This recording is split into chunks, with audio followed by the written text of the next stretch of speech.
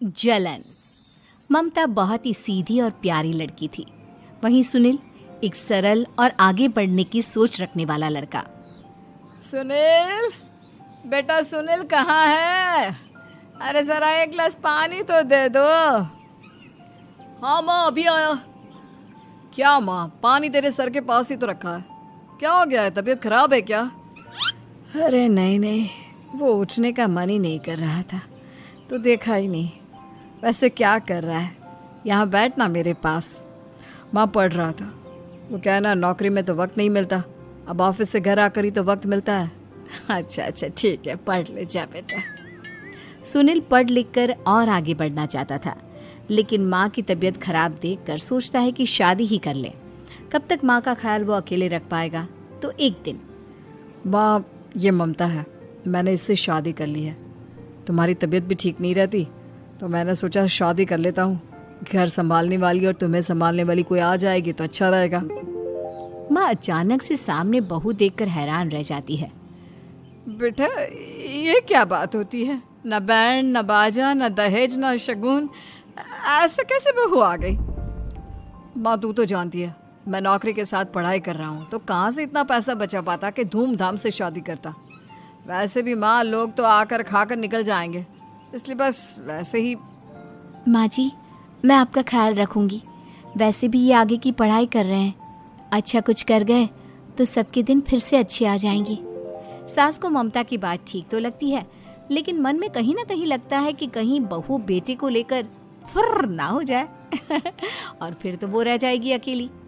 बेटा देख, मेरा जो कुछ भी है वो सुनील ही है, और सुनील का भी अब इस दुनिया में मैं ही हूँ और कोई नहीं। क्या सुनील? बिल्कुल माँ, लेकिन आज से ममता भी मेरे जीवन का अहम हिस्सा है, जैसे तू है। सास को बड़ा बुरा लगता है कि उसकी सल्तनत में कोई और हिस्सेदार कैसे हो सकता है। कैसे कोई और उसके 30 साल के बेटे की जिंदगी में अचानक से आकर बराबर का हिस्सेदार बन सकता है। देख बहू, मैं भले थोड़ा बीमार रहती हूँ, लेकिन इसका मतलब यह नहीं कि घर की चीजों में मेरा कंट्रोल खत्म हो गया है। मैं आज भी इस घर की रानी हूँ, समझी? बेटा सोचता है कि ये माँ को अचानक से क्या हो गया। कल तक जो माँ कहती थी कि जिंदगी का कोई भरोसा नहीं, वो अचानक से जंग के मैदान की झांसी की रानी कैसे बन गई? माँ क्या हो गया है? सब ठीक है ना? अचानक कैसी बात कर रही हो? ममता का आज पहला दिन है, स्वागत करो उसका। आसपास की आंटियों को बुलाओ, नई दुल्हन की मुंह दिखाए करवाओ। खैर, सास होने का फर्ज निभाती है और बाद में एक सहेली के साथ बाहर निकल जाती है। क्यों नहीं बताया नहीं कि बेटे का ब्याह कर रही हो? वैसे तो सारा दिन हम ही में घुसी रहती हो। अरे मुझे भी तो अभी पता चला, यूं अचानक सर पर लेकर आ गया। कहता है बहू है माँ तुम्हारी, अब इसको भी इतना ही मैं प्यार करता हूँ जितना तुझे करता हूँ। लो जी, ये क्या बात हो गई? क्यों इतना प्यार करता है? अरे माँ का प्यार तो ज्यादा होता है। अब उसको तो कोई दूसरा पति मिल सकता है, लेकिन तुम ही बताओ, क्या माँ की ममता किसी और की हो सकती है? ना जी ना, बेटे को समझाओ ये बात। अरे क्या समझाऊं, मुझे तो खुद ही समझ में नहीं आ रहा कि क्या हो रहा है। जो बेटा कल तक माँ माँ करता था, अचानक से बीवी बीवी का राग आलाप रहा है। देखा, उसकी बीवी ना सुंदर और जवान है। सुंदरता के आगे तो एक से एक नहीं टिके, तो तेरा बेटा किस खेत की मूली है? सास को भी समझ में आ जाता है कि बहू की सुंदरता के आगे माँ का प्यार किसी काम का नहीं। उधर बीवी, ए जी, अम्मा जी सहेलियों को छोड़ने गई थी, अभी तक आई नहीं, हम देख आए क्या? अरे रहने दो ना, आ जाएंगी। कहाँ जाएगी, उनकी आदत है, एक बार जाती है तो पूरी पंचायत खत्म करके ही आती है। अच्छा ही है, खाना वाना खा कर गई होगी। छोड़ो ना, घूमेगी तो खाना पचेगा नहीं तो ऐसे ही खाट पकड़ लेगी। बहू भी शांत हो जाती है। उधर सास सोचती है कि आज थोड़ा देर से ही घर जाती हूँ, जब बेटा परेशान होकर ढूंढेगा तब मजा आएगा। बीवी को खुद ही पता चल जाएगा कि माँ के आगे उसकी दाल नहीं गलेगी। लेकिन वहीं दूसरी ओर घर पर, ए जी, माँ जी अभी भी नहीं आई, हमको तो घबराहट हो रही है कि क्या करें, जाकर पता करें किसी के घर। अच्छा, कहाँ जाओगी ये भी बता दो। पहला दिन है तुम्हारा इस घर में और एक ही दिन में मोहल्ला छानोगी क्या? हाँ, तो आप भी तो नहीं जा रहे हैं ना, हमको फिक्र हो रही है। अरे यार, ये रोज का है अम्मा का, खाओ और सो जाओ। बस फिर क्या था। बेटा बहू खाना खाते हैं और कमरे में सोने चले जाते हैं। उधर जब सास को कोई देखने नहीं आता तो वो हार कर घर आ जाती है, जहाँ वो देखती है कि सारे घर की लाइट्स बंद है। सास को गुस्सा आता है। बहू, ममता बहू कहाँ हो? लेकिन सारे दिन की थकी बहू को ऐसी नींद आती है जैसे किसी ने भांग की गोली खिला दी हो। वो तो नहीं उठती। उठकर आ जाता है बेटा। क्या बात है अम्मा, काहे चिल्ला रही हो? अरे सो जाओ ना, सुबह की थकी है बहू, वो सो रही है। जोर से बोलोगी तो नींद खुल जाएगी उसकी। माँ को गुस्सा आ जाता है। फिलहाल तो सो जाती है, लेकिन मन ही मन ढेर सारा जहर बहू के लिए भरा होता है। सुबह बहू चाय बना रही होती है कि सास धीरे से गैस तेज कर देती है, जिससे चाय का बर्तन जल जाता है। और जैसे ही बहू चाय का बर्तन उठाती है उसका हाथ जल जाता है।